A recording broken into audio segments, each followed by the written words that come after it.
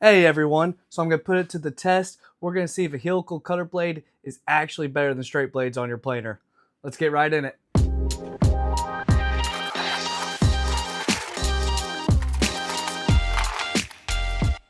Time to put these planer blades to the test. The first blades we have in here are going to be the normal straight blades, what most planers come with. And to preface this, I have used straight blades probably with this thing for a year and a half, and I haven't had too much of an issue. So I wonder how much the hexagonal ones can elevate it, if any at all. So we will find out. I do know this planer blade with the straight blades is one of the most obnoxious and loudest pieces of equipment I have at the shop. So that brings me to our first test, which will be noise level. I've got a decibel reader downloaded on the App Store, so we can get very scientific about this. And we're going to see how loud this is compared to using the other blades.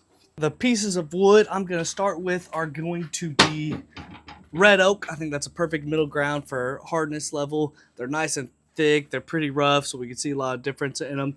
And this one right here has got a big old knot in it, so we can actually do a knot test. For the loudness test, we're going to take off just a normal amount, about 1/8 to 1/16 of an inch. All right, let's see how loud this is.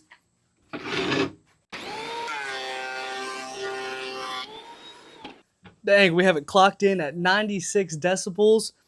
85 is your safe range. Anything above that can cause hearing damage. Honestly, I would have thought it might have been a little higher than 96, so I'm surprised. 96 is like your lawnmower, a motorcycle. They're all about that same level. Test number 2. This test, we're going to be trying our hardest to bog down the planer with this red oak piece. See how it looks when it comes through, where it can almost not even fit.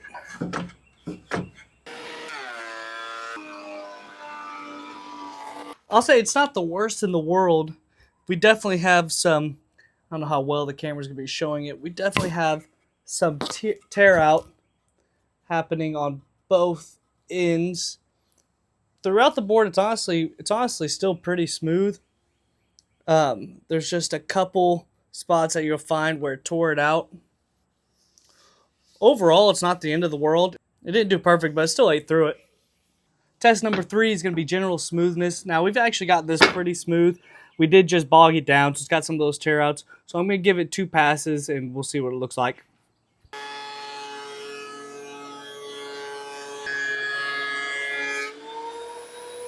All right, overall smoothness after the 2 passes.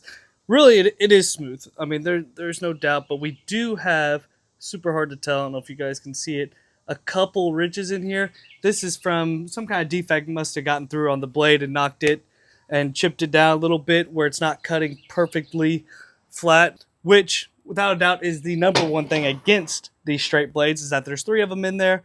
If one gets chipped, usually they are able to be reversed, but whenever one does get nicked, I mean, it's practically a goner. You can keep using it, I would, with a little ding like this and just sand it down, but that's a whole nother step.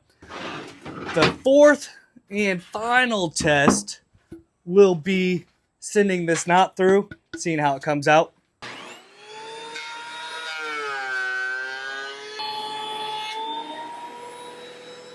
I did hear it bog down, but as long as it makes it through, that's really not a huge deal. Right here on the knot is smooth, it's nice. It looks like right here where the crack was, it tore some out with it. Now that we've got all of our base numbers, let's take the planer inside, put the new blade in, and see how it holds up. The helical blade has been installed. I'll have a separate video on how you install that. It's pretty involved having to take this whole thing apart. It's really not very complicated. It's just a lot of steps, so I'm going to make that its own separate video, so you guys check that out if you want to get this. Now again, we're going to start with the first test, which is the sound test. So we got that at 90 decibels, which doesn't seem like drastically different. The other one previously was 96. We got it down to 90. Decibels work by compoundingly getting louder. So just those 6 points between 90 and 96 is a pretty big difference. You're talking the difference between a chainsaw going off next to you or just sitting on a busy street. After watching this video back, I realized the decibels only hit about 85. It actually only hit 90 when I set the piece of wood down, which tells me it's actually in the safe range for hearing. Step 2 again is to bog this thing down. There's definitely no doubt that there's no bogging the planer down when it has the hexagon blades on it. You heard it having to work a little bit harder like you could with the straight blades, but the big difference, which I didn't even think about would be, is, here, let me show you. The big difference you're going to see when getting bogged down is these wood chips were from the straight blades, and these wood chips are from the hexagon blades. So that's a massive difference. One, on how much pressure it's putting on your planer itself. Far easier, obviously, to throw these out and to cut these off than this. So we may not be able to prove it's saving the life of the planer, but I think with it cutting this planer will last much longer. Also, one huge issue I've had with the straight blades is when I have my dust collector on, which this is the attachment, sits right here. The outfeed blows into it and it blows out this way. Is about every 2 or 3 boards I have to take this off, clear it out, clear out the outfeed, because I would say those big wood chips are getting caught in there. So now with the hexagon blades, I won't ever have to take it off. My dust collector will be able to take every bit of it. I'm not going to have that issue anymore. I was about to run the step 3, which was just trying to run this through twice to get it as smooth as possible to compare the smoothness. But honestly, I don't have to run through. After running the bog down test, it's already much smoother than what the other side was. This was the planer with the straight blades that has still all of its bumps in it. And you can actually even see a little bit of snipe right here. Where this side, I don't even have any snipe. I don't have any bumps.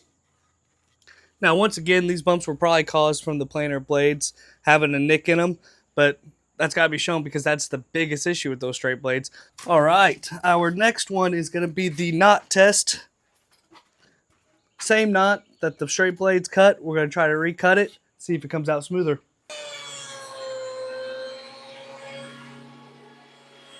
This thing ate straight through the knot.